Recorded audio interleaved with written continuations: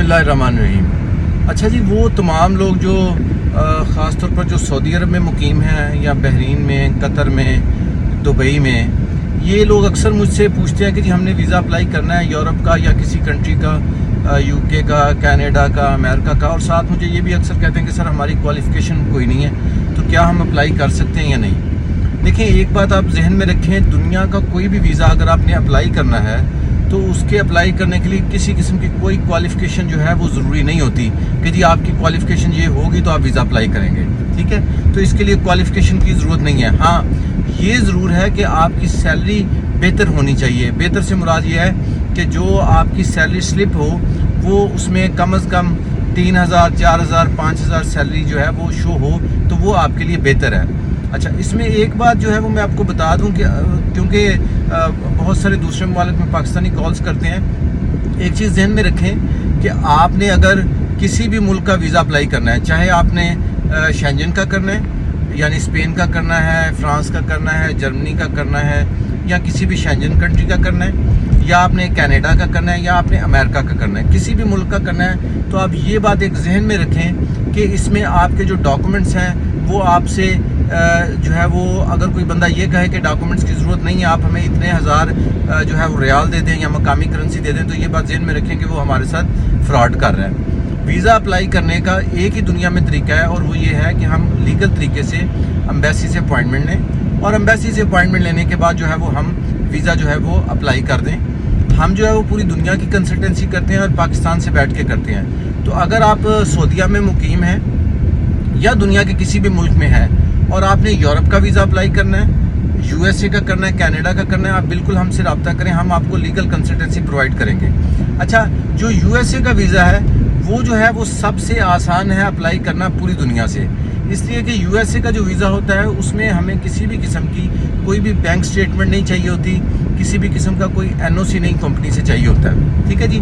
जबकि अगर हम यूरोप का वीज़ा अप्लाई करेंगे तो ये बात आप जहन में रखें कि यूरोप के वीज़े के लिए हमें जो है वो कम अज़ कम जो है कुछ नहीं तो बैंक स्टेटमेंट भी चाहिए, जिसमें कोई तकरीबन आप समझें कि पाकिस्तानी 20 लाख रुपए के करीब होना चाहिए, चाहे वो कनाडा के लिए करें, चाहे हम शेंजन किसी कंट्री के लिए करें। लेकिन यूएसए के लिए करें तो हमें कोई बैंक स्टेटमेंट नहीं चाहिए, हमें किसी किस्म की कोई सैलरी स्लिप भी नहीं चाहिए, हमें सिर्फ आईडी कार्ड, पासपोर्ट की कॉपी, पेरेंट्स के आईडी कार्ड की कॉपी, ईमेल आईडी, या अगर कोई आपका कोई आप समझें कि सोशल मीडिया अकाउंट वगैरह अगर आपका है तो वो आप लगा दें तो बस ठीक है। यही चीज़ें जो हैं वो चाहिए होती हैं एम्बेसी के लिए।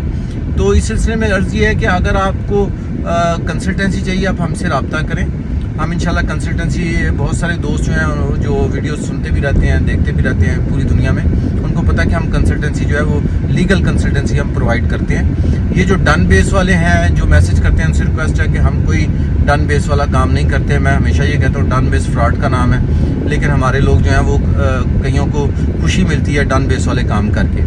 तो हमारे पास कोई डन बेस से रिलेटेड किसी किस्म का ना तो कोई वीज़ा है, ना हम कोई डन बेस का काम करते हैं, लीगल काम करते हैं। आपने दुनिया के किसी भी मुल्क का वीज़ा अप्लाई करना है और दुनिया के किसी भी मुल्क से करना है।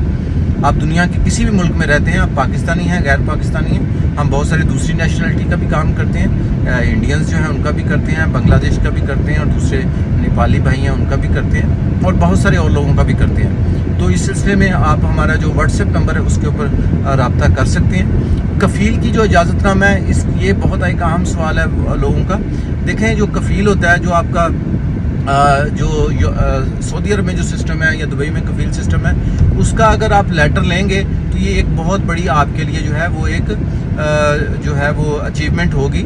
जैसे कि हमारे बहुत सारे दोस्त जो हैं वो इस वक्त जो कतर में हैं और ओमान में हैं, तो वो लोग अक्सर जो हैं वो उनको मिल जाते हैं कफ़ील जो हैं वो अच्छे हैं। सऊदी अरब में बहुत सारे अच्छे लोग भी हैं, तो नॉर्मली कफ़ील लिख के दे देते हैं। तो अगर कफ़ील लिख के दे तो ये बहुत अच्छी बात है, और ये आपकी एक ऑथेंटिकेशन हो जाती है कि जी कफ़ील ने लिख के दिया। लेकिन अमेरिका के लिए कफ़ील की इजाज़त भी नहीं चाहिए, ये बात भी आप जहन में रखें। और जो कंसल्टेंसी फ़ीस है वो एक नॉर्मल फ़ीस है हमारी, लेकिन एम्बेसी फ़ीस मैं आपको बता दूं कि अगर यूरोप का अप्लाई करना है तो यूरोप की जो एम्बेसी फ़ीस है वो तकरीबन कोई 30-35 हज़ार पाकिस्तानी से ज़्यादा नहीं है, चाहे दुनिया में किसी भी आप मुल्क में अप्लाई करें। इसी तरह जो अमेरिका है उसकी फ़ीस जो है वो आज की डेट में पाकिस्तानी 55,500 है।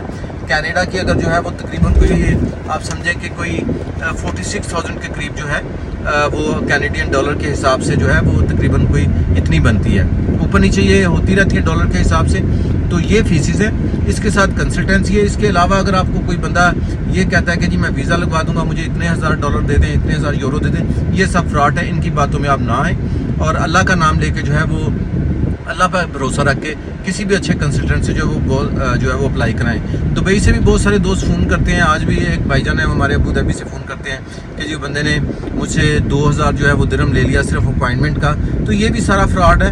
یہ اپوائنٹمنٹ جو جلدی لینے والے پیسے ہیں یہ بھی آپ چلیں اگر کوئی ریزنیبل ہو تو وہ تو سمجھ میں آتا ہے، لیکن یہ جو اتنے ہزاروں روپے یا لاکھوں روپے ہم دیتے ہیں اپوائنٹمنٹ کے لیے وہ بھی آپ پلیز نہ دیں. ایک ریزنیبل فیس جو ہے وہ اگر کوئی مانگتا ہے تو وہ ضرور دیں. ریزنیبل فیس جو ہے وہ پاکستانی اگر 20-25 ہزار روپیہ ہے تو وہ ریزنیبل ہے. تو ہم کنسلٹنسی کر رہے ہیں، آپ کو ہم سے کنسلٹنسی چاہیے آپ رابطہ کر سکتے ہیں. اپنی دعاؤں میں ہمیں بھی یاد رکھیں. میری کوشش یہی ہوتی ہے کہ آپ لوگوں کو بہتر جو ہے وہ انفارمیشن دی جائے، بہتر گائیڈ کیا جائے. بہت شکریہ، دعاؤں میں یاد رکھیں. اللہ حافظ.